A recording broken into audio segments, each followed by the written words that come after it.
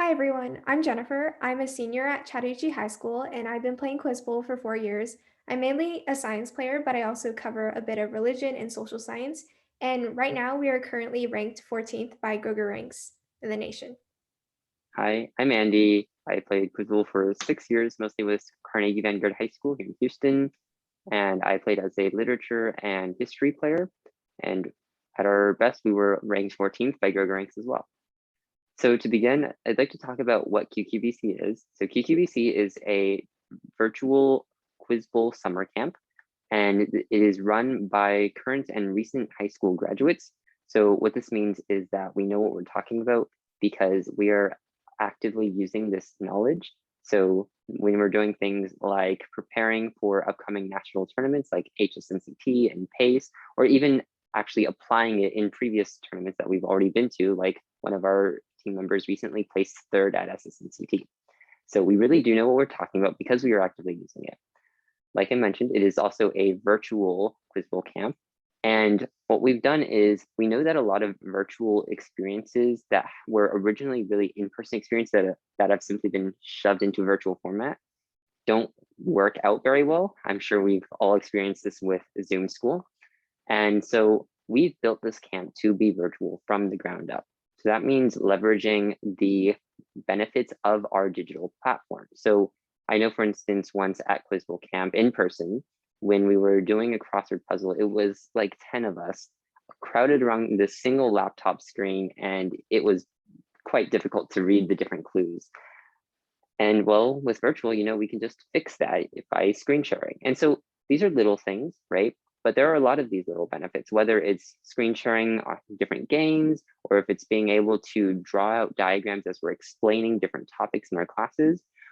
But there are also larger benefits. So for instance, by having a virtual platform, you're able to meet with other campers from all around the US.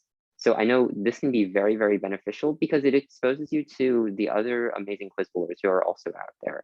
I know that in 8th grade, it really hurt us that we were only really playing other Texas teams because that meant that when we went to nationals, we hadn't really played many competitive teams before that. So when we went to nationals and started playing these really competitive teams that were as good or even better than us, it really came to a shock, and it came as a shock to us, and we weren't quite prepared. And so when you're meeting these other people from around the country, you're learning alongside them, you're playing with them and against them, and it's just really great to be able to know these other people from the Quiz Bowl community. The flip side of the campers is also we're able to have the best teachers from all around the country. So we are able to attract top players who are playing on national ranked teams, who have won all-star awards at HSNCT, the whole gamut. And so really, that when you're taking these classes, you're getting the best of the best. Most exciting, though, to me and to all of us is that because it is virtual, we are able to really expand the reach of QQBC and of Quiz Bowl in general. So, as Andy was just saying, our foundational principle here at QQBC is accessibility. What he means by reach and expanding Quiz Bowl access. What we mean by that is we want anybody and everybody who wants to play Quiz Bowl to have the ability to play Quiz Bowl. And so each of us instructors here at QQBC, we've been to Quiz Bowl camps ourselves. And I know for me personally, I had a lot of fun. I made tons of new friends and I learned a lot, but it was $1,000 and that's kind of a lot. So we've taken that experience, we've taken the best parts of our camp experiences, and we've gotten rid of the bad ones and we packaged that into the online experience that is QQBC. And going back to that foundational principle of accessibility, we don't want cost to be a barrier to anyone. So that's why we offer tons of discounts as well as financial aid for students that need it. So here we have laid out the daily schedule at QQBC. So please note that this is in Eastern time. So if you're not living on the East Coast, make sure you are accounting for your time zone. So as you can see, each camper gets to pick 3 classes of their choosing. So these are going to be content classes covering the specific subjects that they are choosing. In addition to that, we also have a how-to Quiz Bowl class, which is more skills focused versus content focused. throughout the day, we have breaks, as you can see. So this is to do things like if you need to use the restroom, grab some water, get a snack, whatever that may be. Obviously, one of those breaks is for lunch because eating is very important to me, certainly. And we also have a group activities period after that. So we know that for our friends on the West Coast, it can be rather strange to be eating lunch at 10 a.m. So we do fit in that time, and this is more optional activities. So partially so that our friends on the West Coast can eat, and partially just to have more fun. And then to cap off the end of an exciting day, we have a tournament, which is always a lot of fun. So, as you just saw in our daily schedule, campers can choose 3 classes to take during their week at camp, and they can choose from a total of 25 unique classes across the 2 sessions. And we offer classes in both majors and minors. So, majors being the categories that come up the most often in Quiz Bowl: science, history, and literature. And we've divided those into their subcategories. So, for instance, in science, we offer a chemistry class, a physics class, a biology class, as well as an earth and space class. I think these classes are really great for players new to Quiz Bowl who are looking to build a really strong foundation in the categories that come up the most often.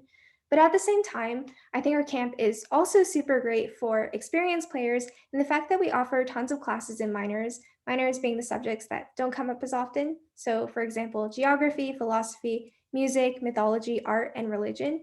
I think these classes offer a great opportunity for players to branch out and start filling holes on their teams. I would say most, if not all, teams have holes. And by holes, I mean areas that aren't really covered by any one player. And I think taking that step to fill those holes is really what makes a difference between a good team and a great one. And from personal experience, I know in Chattahoochee Quiz Bowl, when in around my sophomore year, a lot of us had developed a pretty strong footing in our basic majors, but not so much in our minors. I know at tournaments, whenever we heard a philosophy or a social science toss up, all 4 of us would kind of collectively zone out because none of us really knew what we were doing in the subject areas. So I guess none of us really expected to get the toss up, and usually we didn't, and it would go to the other team. It was kind of a problem to be consistently missing the same answer lines. So we decided to do something about it. And one of my teammates picked up philosophy while I picked up social science. And we went ahead and filled those holes. But I know it was super hard for both of us because we didn't really know what we were doing or how to start, how to begin, how to really study the subject areas. But for your students and your kids, that's what QQBC is here to do, to help those new players develop a strong foundation in whatever they're looking to study and help more experienced players get one step closer to a level of mastery in the subjects that they want to study. So part of what we do to help build that mastery is we try to provide more context than simply stock clues. So in our classes, we'll make sure that we keep it grounded in Quiz Bowl by using Quiz Bowl questions, right? So for instance, we might start and we'll read a toss-up about LBJ, a question about LBJ.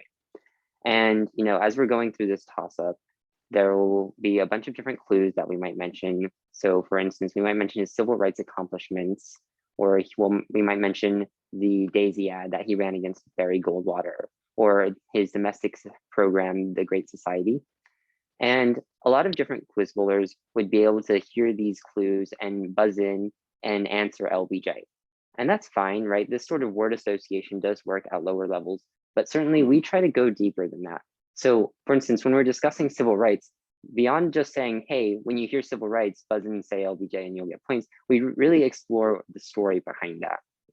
So we might say, okay, so before LBJ was actually president, he was Senate Majority Leader. And as Senate Majority Leader, he was able to really intimidate and push these other senators in order to pass some relatively ineffective civil rights bills, but these bills really laid the groundwork for later, more effective bills, such as the Civil Rights Act of 1964, right? So he was this really shrewd legislator who managed to bully and otherwise force his way through to get what he wanted done. So by having that context, we're able to keep it in campers' memories longer, right? Because I mean, realistically, in a few months, it is very possible that you forget that link between civil rights and LBJ, right? But if you have this entire story, then it's likelier that they will remember it. The other part is that at the higher levels of Quiz Bowl, it's really important to not just know the clues and be able to do word association, but to use critical thinking and put pieces together, right? So for instance, you might hear a question about LBJ where it starts something like, this person was the subject of Master of the Senate, right? And so you hear this clue and maybe you have never heard of this book, but now you know, okay, so this is about some senator who was very influential, and you might start thinking LBJ, even if you're not quite sure enough to buzz, right? So you'll hear this, and then maybe the next line mentions some obscure civil rights bill that you've never heard of. But even though you've never heard of these two clues, you can put them together. So influential senator plus civil rights things, well, you can put that together and figure out, oh, hey, this is LBJ. And so these critical thinking skills are really valuable, in Quiz Bowl and making these connections, but also outside of Quiz Bowl and things like your history classes, for instance, or even just in life in general, having critical thinking is really valuable. So when we're doing this, we're able to typically cover between 8 and 12 different topics each hour of class.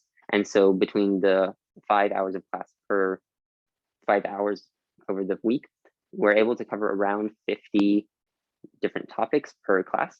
And so that provides a really solid base of knowledge for campers. Now, beyond that, we actually use relatively difficult questions. So anywhere from high school to even college level questions.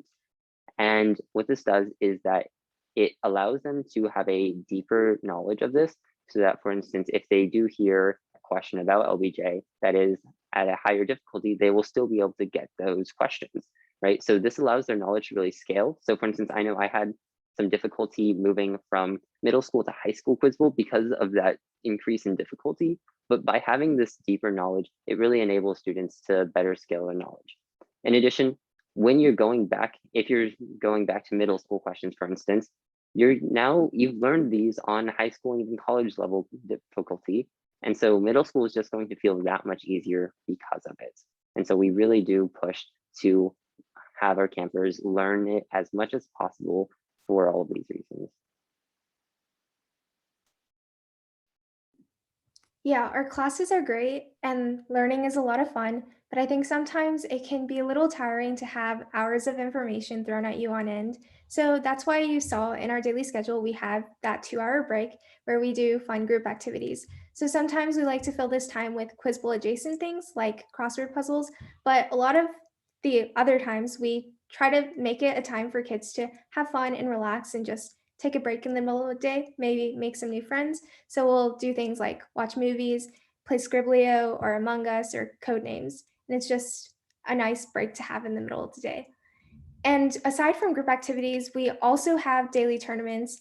And I know that when I went to camp, this was my favorite part of the entire experience because every night I got grouped in a new team and I got to meet new people, make some new friends, and also just play Quiz Bowl. And it's also really great because these tournaments help us reinforce what we teach in the day. So kids will hear a clue that comes up in the tournament that they also learned in class that day. And getting that buzz, I know, is super satisfying. So it's really great for reinforcement. Okay, so as I previously mentioned, we have some amazing quiz bowlers on our team, and combined, we actually have more than 35 years of experience playing Quiz Bowl. So what we've done is we've taken all of those years of experience and turned them into this class called How to Quiz Bowl. And so what we do in this class is we cover the skills that are needed to be a good Quiz Bowl player. So some of these are very specific to Quiz Bowl, right? So these could be things like how to have better buzzing technique in order to try and win as many buzzer races as possible, because it definitely is very frustrating when you know the answer, but you just aren't fast enough to actually give that answer. But it can also be things that you might not know about at first that we've figured out over our several decades of experience. So for instance, I remember this one time, so in high school, we were playing this round after lunch against a middle school team. And we go into this room, right? And we start playing, and then the half rolls around and the moderator announces the score. And it turns out that we are losing to a middle school team, which is very, very embarrassing. So the second half, we pick it up and we're very aggressive. We're buzzing over and over. and we managed to eke out a victory. So afterwards, we look back at this game and we ask ourselves, what happened?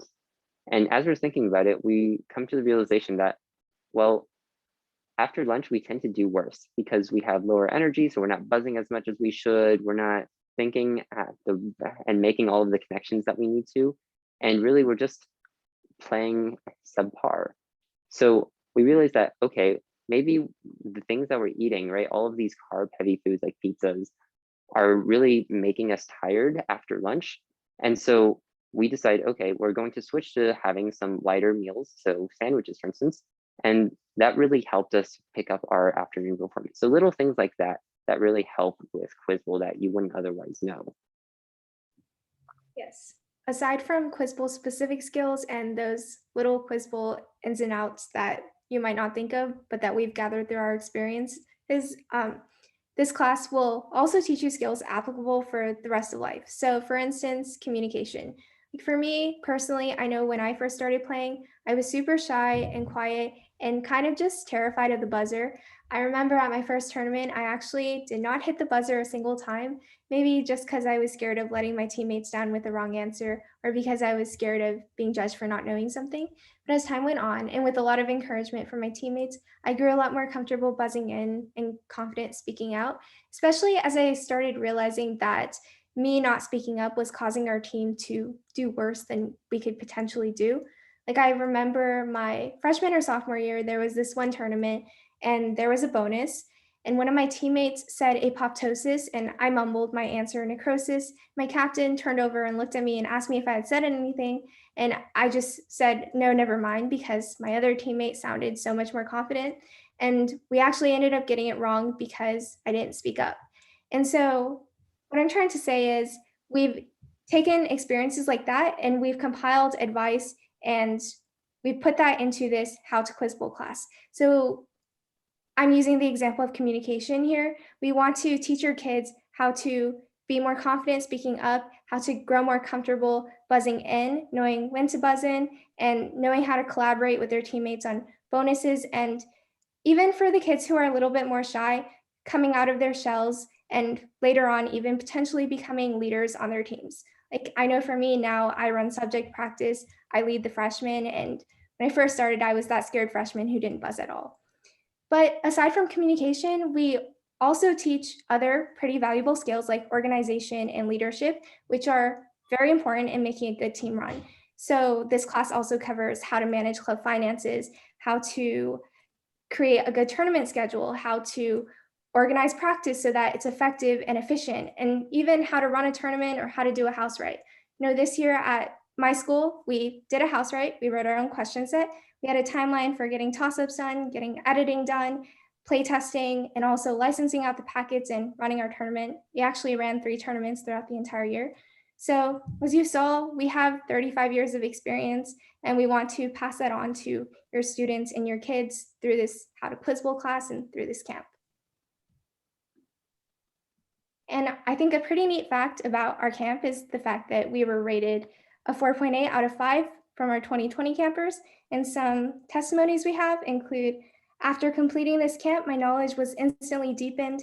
The instructors really knew their stuff and were able to get really in depth.